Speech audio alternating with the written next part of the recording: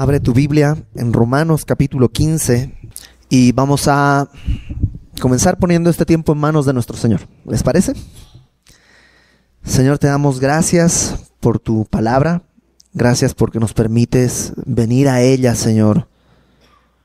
Y sabemos que tu palabra sigue siendo verdad. Y sigue estando viva y sigue siendo eficaz para transformarnos, Señor. Yo te ruego, Señor, que el día de hoy podamos escuchar tu voz y danos fe para obedecerte y hacer todo aquello que tú nos pidas. En el nombre de Jesús, Señor. Amén. ¿Te acuerdas que estamos en la segunda sección del libro de Romanos, en la que Pablo está, dibujando la conducta de un creyente, alguien que ha nacido de nuevo, cómo debe ser, cómo debe actuar? Y lo vimos primeramente en una respuesta personal. Cada uno debe poner su cuerpo en sacrificio vivo, santo, agradable a Dios. Así empieza el capítulo 12 en esta segunda sección de Romanos. Es algo individual. Yo debo poner mi vida en sacrificio vivo, santo, agradable a Dios. Pero a la vez no es algo individual, porque inmediatamente después de pedirnos esto, que es de cada uno, nos habla en el contexto de la iglesia y que somos un cuerpo y que Él ha dado a cada uno dones para la edificación del cuerpo de Cristo.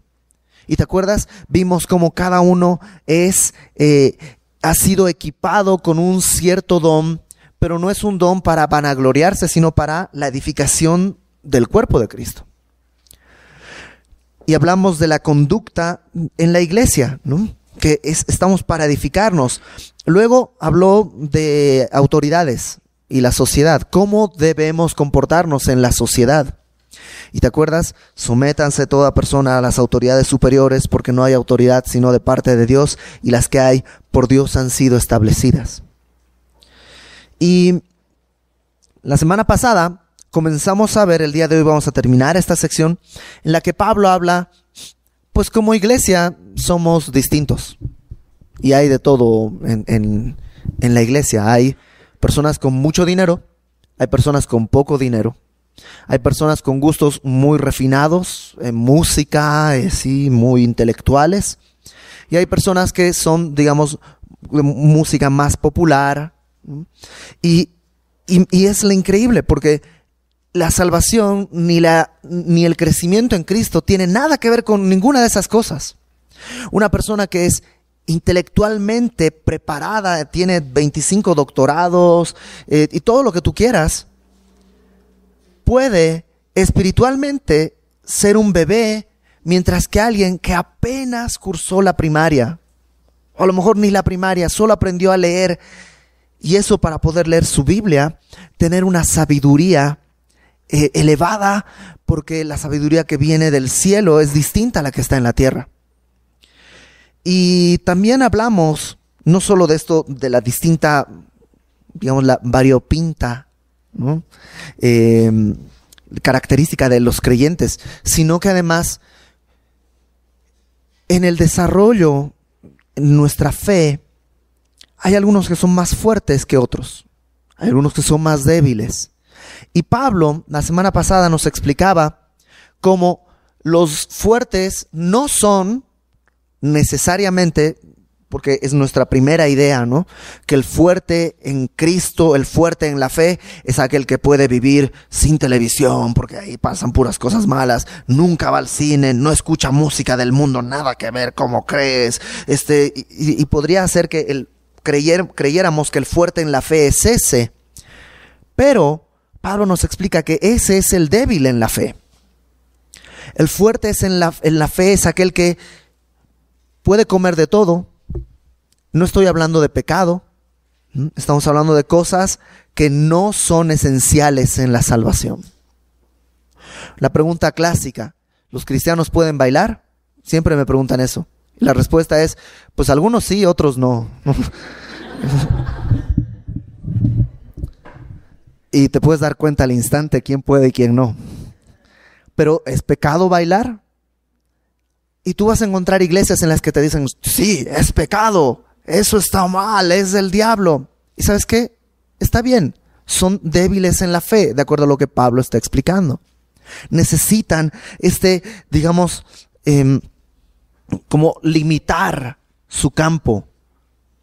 Mientras que los que son fuertes en la fe no necesitan limitar su campo. Ojo, cosas no esenciales. Ya lo hablamos muy claramente la vez pasada. No estoy hablando de pecado, ¿no? Pues a mí mentir, yo soy fuerte en la fe. Bueno, mentir es pecado, ¿no? Estoy hablando de, ¿se puede escuchar música del mundo? Pues tu salvación no depende de eso. Hay cierta música que yo creo no es sabio escuchar, ¿no? Pero hay cierta música que a ti te estorba y a mí no. Habrá gente que antes de Cristo vivía de fiesta en fiesta. Entonces por ahí escuchar trae recuerdos, trae cosas que no es sabio. Y sería mejor cortarle a toda esa música. Pero habrá otros que eso no representa absolutamente nada. Yo, por ejemplo, me gusta mucho la trova. Es algo que de familia, me recuerda a mi familia, me recuerda a mis años en casa con mis papás. Pero tengo una amiga que un día vi que tenía en su coche un montón de discos y los estaba por tirar a la basura. Y le digo, ¿qué es eso? Mira, música que no necesito en mi casa, ¿no? Y veo y digo, híjole, pues déjame que yo te ayude, yo te la tiro, ¿no? A ella le era un estorbo a su caminar, a mí no. Y sería absurdo que yo pretendiera que ella viviera bajo mis parámetros o que yo viviera bajo sus parámetros. Y de eso va a hablar el día de hoy. Y de eso, porque es la continuación de lo que venía hablando la semana pasada. Y fíjate, déjame arrancar desde el capítulo 14, versículo 21. Para encontrar en el contexto en el que estaban los que estaban leyendo esto. ¿Recuerdas? En Hechos se nos narra que un emperador mandó un edicto para que los judíos abandonasen Roma. Y por eso Priscila y Aquila abandonan Roma y se encuentran con Pablo, porque habían salido de Roma. Probablemente, cuando hay este edicto, bueno, no probablemente, seguramente todos los judíos salieron de Roma, incluso cristianos, pero de raza judía, tuvieron que salir de Roma. ¿Y cuál fue el resultado? Los cristianos que quedaron eran cristianos no judíos, cristianos gentiles. Y en el tiempo, probablemente, todo esto es una especulación, pero es probable que en el tiempo en que los judíos salieron de Roma, la iglesia, que ahora estaba compuesta solo por gentiles, empezó a tomar pues cierto color. Ya no había judíos, solo gentiles, empezó a tomar ciertas costumbres, ciertas cosas. Cuando después del edicto, el edicto de que los judíos abandonen, termina, porque vamos a ver al final de esta carta que Priscila y Aquila ahora están nuevamente en Roma. Cuando regresan los judíos, probablemente hay una tensión ahí entre los cristianos gentiles y los cristianos judíos. Y por eso Pablo está escribiendo esto. Está diciendo, ¿sabes qué? No nos juzguemos, hay unos más fuertes, hay otros más débiles. Probablemente los gentiles comían de todo, los judíos no. Y Pablo está en esto y por eso está haciendo todo este dibujo de que es por gracia la salvación. No estamos para juzgar, el juicio lo va a hacer el Señor. Y fíjate el versículo 21 del capítulo 14 y ahora sí arrancamos. Bueno es no comer carne, ni beber vino, ni nada en que tu hermano tropiece o se ofenda o se debilite. ¿Tienes tu fe? O sea, ¿tú tienes fe como para comer de todo? Está bien, tenla para contigo delante de Dios. Y fíjate esta frase, bienaventurado el que no se condena a sí mismo en lo que aprueba. ¿Qué está diciendo? Bienaventurado el que no se condena a sí mismo en lo que aprueba. Por ejemplo, yo apruebo que está bien comer cerdo. Pero, ¿qué tal si mi amigo, mi compañero, le parece que está mal? Si yo como cerdo, en lo que apruebo me estoy condenando. porque estoy siendo de tropiezo para mi hermano. No condenando en el sentido de perder la salvación, pero sí estoy haciendo algo malo, estoy haciendo de tropiezo a mi hermano. Por eso dice, bienaventurado el que no se condena a sí mismo en lo que aprueba. O sea, ¿tienes libertad? Sí, tenla para con el Señor. Pero en las cosas que son delicadas, ten cuidado, por amor a tu hermano. Ahora, le habla a los débiles. El que duda sobre lo que come es condenado porque no lo hace con fe, y todo lo que no proviene de la fe es pecado. Ahora, le habla al otro grupo. Si tú dices, es que cerdo, yo creo que no deberíamos comer cerdo. Pero pues todos están comiendo cerdo, así que pues voy a comer cerdo porque pues es lo que hay que hacer, ¿no? Un poco seguir la corriente. Y a él le dice, ¿sabes qué? Si tu conciencia te está diciendo que no lo hagas. ¿Por qué? Porque lo estás haciendo sin fe. Lo estás haciendo por quedar bien, lo estás haciendo por pertenecer al grupo, lo estás haciendo porque no te digan nada. Y eso no es con fe, y sin fe es imposible agradar a Dios. Eso dice Hebreos capítulo 11. Y Pablo hace un momento, en el capítulo 14, dijo que si vivimos, vivimos para el Señor, y si morimos, morimos para el Señor. Entonces creo que necesitamos primeramente entender esto. El que es fuerte en su fe tiene que renunciar a esa fortaleza, o más bien montarse en esa fortaleza y comprender al hermano que es débil. Y el hermano que es débil no tiene que aparentar que es fuerte, porque entonces está fingiendo y es hipocresía, y eso ya es religión. Entonces capítulo 15, ahora sí, ligado a todo esto, dice, así que los que somos fuertes, y qué interesante que Pablo, después de haber sido fariseo de fariseos, ahora está entre los fuertes. Pablo puede comer cerdo, Pablo puede comer mariscos, todas esas cosas que los judíos y los religiosos no podían comer. Pablo dice, los que somos fuertes debemos soportar las flaquezas de los débiles. Ahora, la palabra soportar no es la que usamos cotidianamente de, ay, tengo que soportar otra vez a mi hermano, bueno, está bien, lo tengo que soportar. No, la palabra soportar aquí viene de soporte, de sostener, levantar. Entonces, no es soportar de, bueno, está bien, ya, pásale. Sino de, debo soportar, debo levantar, las flaquezas, las cosas que no están muy firmes en su fe, pues para eso estoy yo, para sostener, como una columna que soporta el techo. Interesante la palabra flaqueza. ¿Sabes cómo se puede traducir también? Escrúpulos. Salud, ¿no? Escrúpulos. ¿Qué son los escrúpulos? Son estas cosas que no te animas a hacer, ¿no? Y son buenos los escrúpulos, sí, en cierta medida, pero hay gente que es muy escrupulosa. Por ejemplo, una cosa que hay gente que llega de la calle, ¿no? Y no se sienta en su cama, tiene que cambiarse la ropa porque viene con ropa de calle, con tierra, con no sé qué. Y hay gente que llega y dice, pues con zapatos y todo a la cama, ¡paf! ¿No? A ver la tele. Ok, uno tiene escrúpulos, no se sube a la cama con ropa sucia, otro no tiene ese escrúpulo. Y entonces eso es lo que está diciendo Pablo. Los que son fuertes, los que se han librado de estos escrúpulos, en cuanto a la comida, ¿sabes qué? Deben soportar a los que son débiles y no agradarnos a nosotros mismos. Ojo, no es la meta en Cristo, no es soy libre, ahora puedo hacer lo que quiera, puedo agradarme. No, eso es la libertad en el mundo. En Juan capítulo 21, acompáñame rápidamente.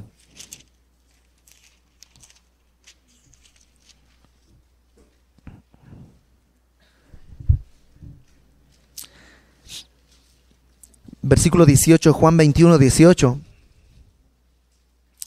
Fíjate lo que Jesús le dice a Pedro.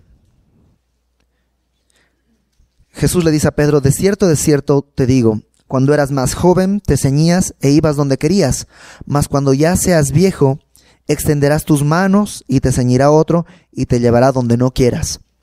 Y está hablándole acerca de cómo va a morir. Pero creo que es un principio válido entre la madurez y la inmadurez.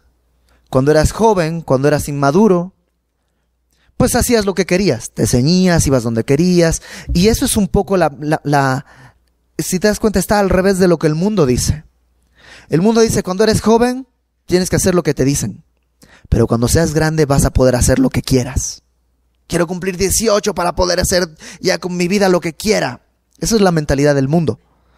Mientras que la mentalidad en Cristo es, cuando eras joven, inexperto, inmaduro, hacías lo que querías.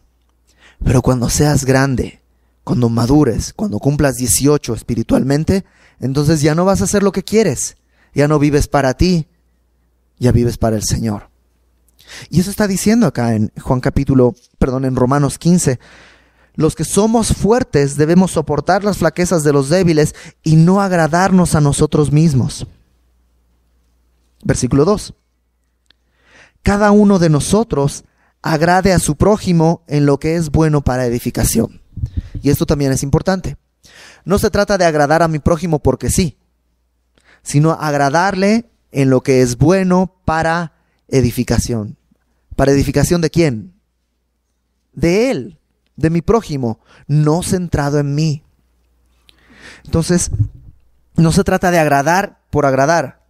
Pues es que tengo un hermano que pues le gusta la cerveza, voy a agradarle llevándole un six-pack.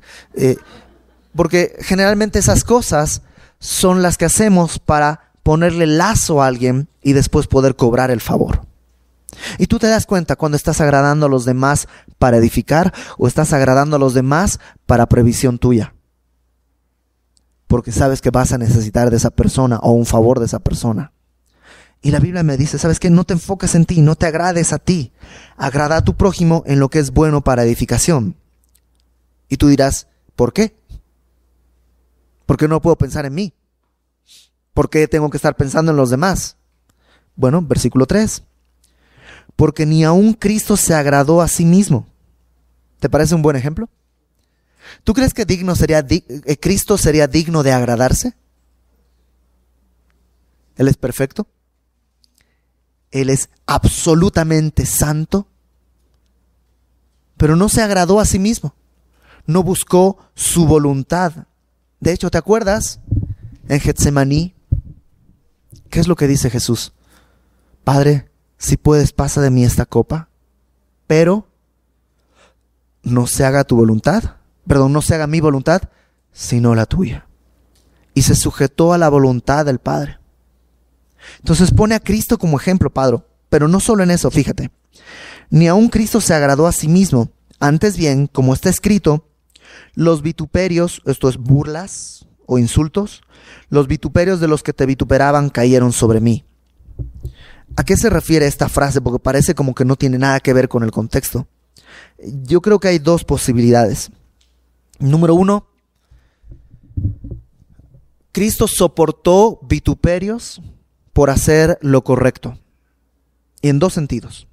Número 1, cuando los religiosos decían no puedes sanar en sábados, Él decía, ¿cómo voy a dejar a mi hija que ha sido atada por Satanás un día más? ¿Cómo no voy a sanar a este hombre que está viviendo esto un día más? Si hasta ustedes, los hombres, desatan a su buey o a su burro para que vaya y coma o lo rescatan, ¿cómo yo no podría hacerlo por una hija?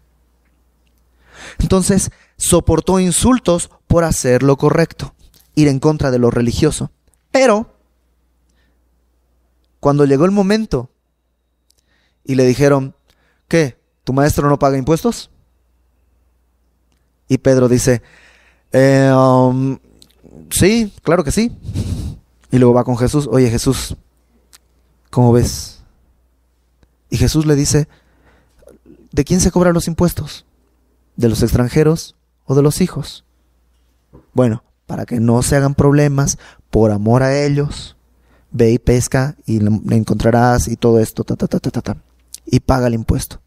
O sea, a veces Jesús soportaba el insulto haciendo lo correcto, sanando en sábado, y otras veces moría a su derecho de no pagar por amor a los que están ahí.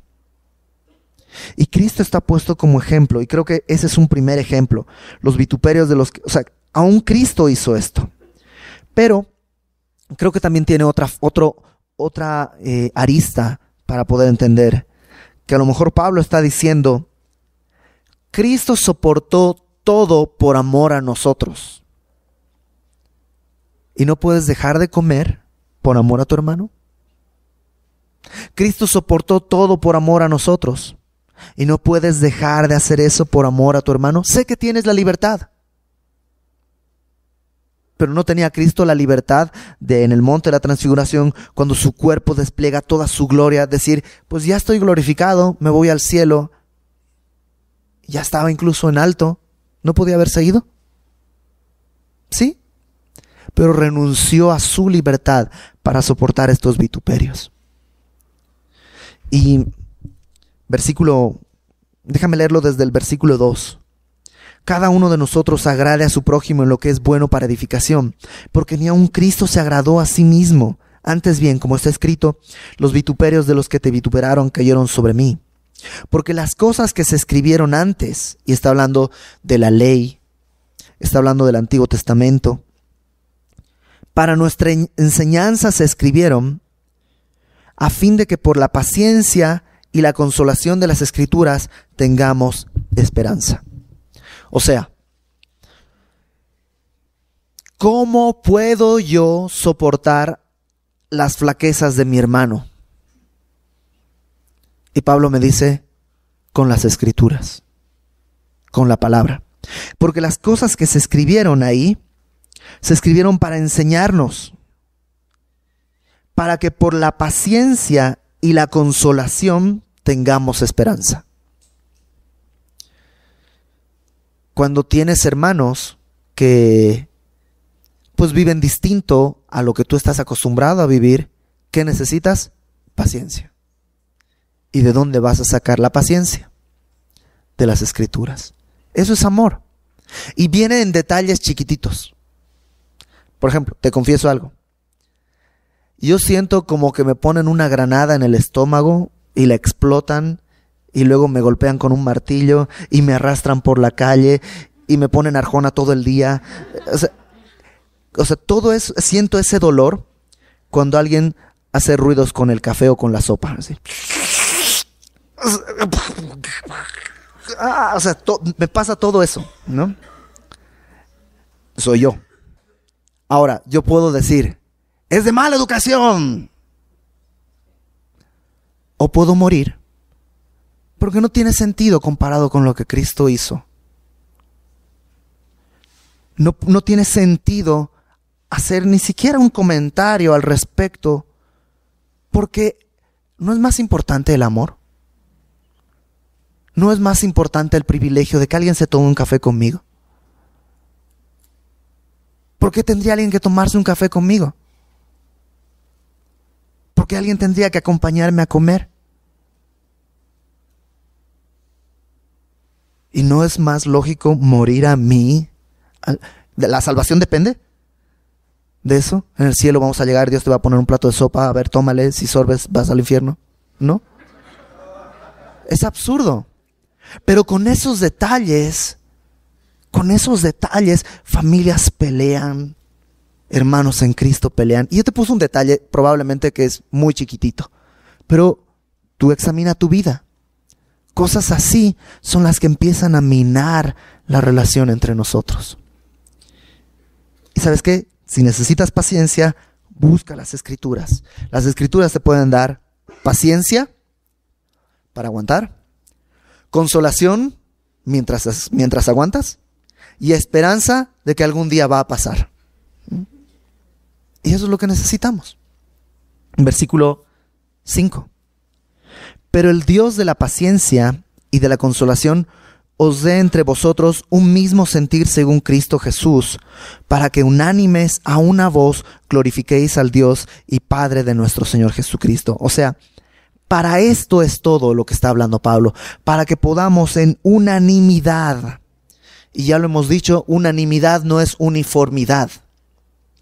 Un coro no canta la misma nota, porque si no, no es coro.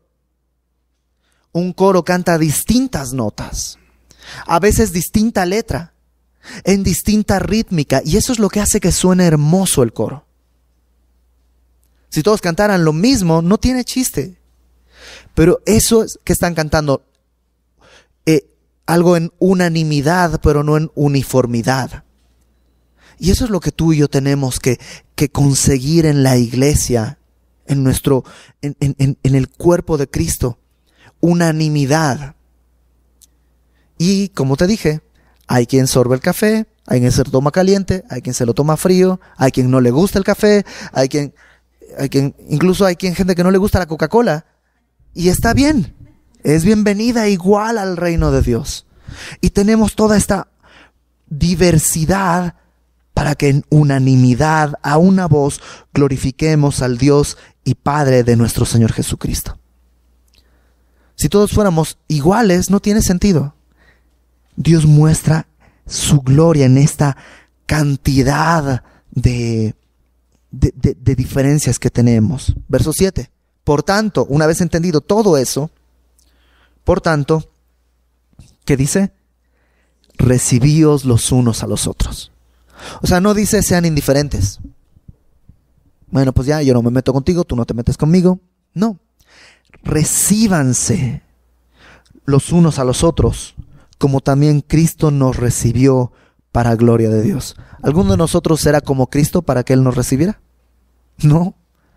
Éramos terribles. Y Él nos recibió.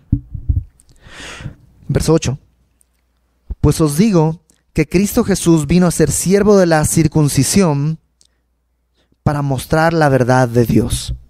Cristo vino a ser siervo de la circuncisión. ¿Qué está diciendo? Está hablando de los judíos. Y Jesucristo vino como judío para mostrar la verdad de Dios. Y me encanta, no dice para explicar la verdad de Dios. No dice para platicar la verdad de Dios, sino dice para mostrar la verdad de Dios. Por eso, si tú y yo queremos saber la verdad de Dios, simplemente tenemos que ver qué es lo que hizo Cristo. Ahí está la verdad de Dios. Y es más fácil, ¿sí o no? Cuando alguien te muestra cómo hacerlo, es más fácil que cuando alguien te explica cómo hacerlo. Un curso por correspondencia nunca es tan efectivo como un curso en presencia. Y Jesucristo vino no para platicarnos, sino para mostrarnos la verdad, pero vino como siervo de la circuncisión, vino como judío. Entonces alguien puede decir, es que los judíos son muy religiosos, ahí tienen todos sus ritos, se visten así, eso no es libertad en Cristo. Ok, Cristo era judío. Pues no podemos decir que no había libertad si Él mismo es judío. Y vamos a ver que más adelante Pablo ahora habla de los gentiles. Mira, vino a ser siervo de la circuncisión para mostrar la verdad de Dios. Número 2, para confirmar las promesas hechas a los padres, para cumplir todas las profecías y las cosas que estaban escritas. Y número 3, para que los gentiles, ya se pasa de los judíos a los gentiles, glorifiquen a Dios por su misericordia. Los judíos en Cristo ven la verdad de Dios. Los gentiles vemos la misericordia de Dios. Porque los judíos ya eran el pueblo escogido. ¿Te acuerdas? Nosotros no éramos pueblo, éramos olivo silvestre, que hemos sido injertados por gracia. Por tanto, como está escrito, dice, por tanto yo te confesaré entre los gentiles. Y Pablo aquí empieza a citar del Antiguo Testamento para probar que no es una idea que se le ocurrió a él. Esta idea viene desde el Antiguo Testamento. Por tanto yo te confesaré entre los gentiles y cantaré a tu nombre. Y otra vez dice, alegraos gentiles con su pueblo. Y otra vez, alabad al Señor, ¿quién es? Todos los gentiles, y magnificadle todos los pueblos. Y otra vez dice en Isaías, estará la raíz de Isaí, el que se levantará a regir, ¿a quiénes? Los gentiles, Y que dice, los gentiles esperarán en Él. O sea, esta unión entre judíos y gentiles estaba profetizada. Ninguna religión puede hacerlo. Ninguna religión puede lograrlo. Si tú tienes una religión, si tú quieres hacerte judío, exacto, tienes que ser judío. Pero si no eras de nacimiento, bueno, tienes que hacerte judío. Pero en Cristo no necesitas renunciar a nada de esas cosas. Simplemente tienes que renunciar a tu vida. Hay 3 grupos de personas en el mundo. Los gentiles, que son todas las naciones. Los judíos, que son los que nacieron del pueblo escogido. Y la iglesia, que no son gentiles sino son judíos, sino es un pueblo que su nacionalidad está en los cielos. Y es la única religión que puede marcarte esta apertura a los 2 grandes grupos que hay en la tierra. Y estaba profetizado. Entonces en la iglesia, cuando tenemos esta diversidad, es una riqueza, no es una condena. Cuando en la iglesia tenemos personas que levantan las manos y hay otros que dicen, no hay que levantar las manos. Es una riqueza. El que levanta las manos, gloria a Dios porque levanta las manos. Y el que no levanta las manos, pues no las levanta por respeto al Señor. Y gloria a Dios también. Y hay quien canta, y no solo en la iglesia en el sentido de semilla de mostaza. Hay iglesias en las que bailan y saltan. Y hay iglesias que tienen panderos.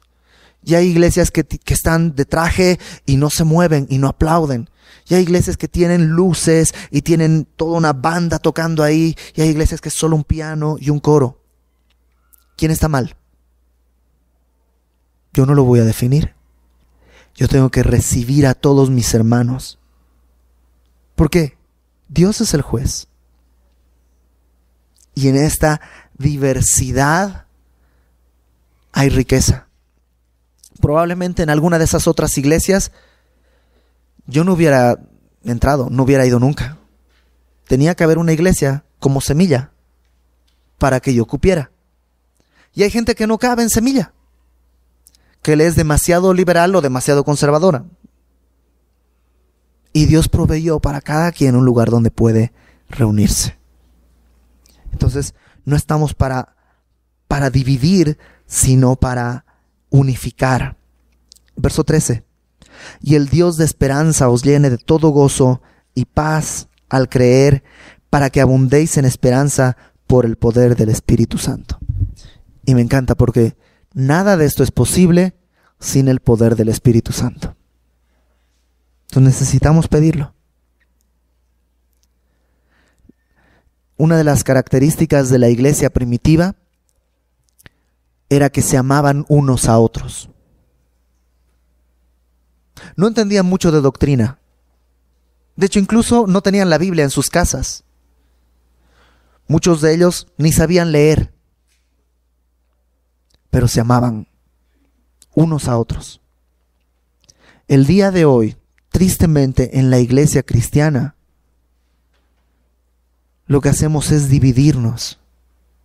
Marcos Vidal dice, antes se decía, ved cómo se aman, y ahora al contemplarles se les dice, ved cómo se separan.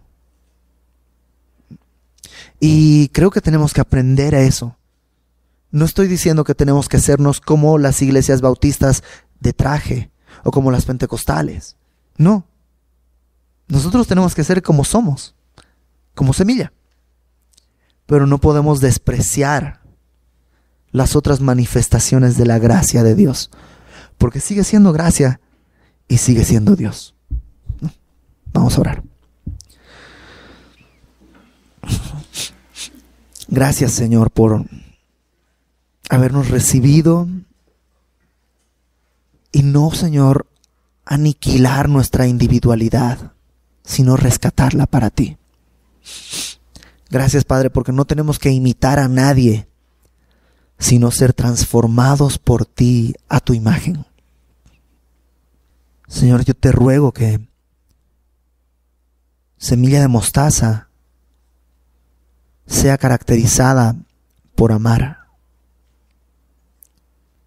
No solo a los que nos se parecen a nosotros, sino amar a todos aquellos, Señor, que tú has amado. Yo te ruego, Señor, que pongas en nuestro corazón hambre y sed por tu palabra, para, Señor, ser enseñados, y que tu palabra nos dé paciencia y consolación para esperanza. Gracias por haber pensado en nosotros que no éramos pueblo, desde antes de que se sospechara que de los gentiles ibas a hacer un pueblo. Y gracias por haber sido fiel. Ponemos nuestras vidas delante de ti, Señor, en el nombre de Jesús. Amén.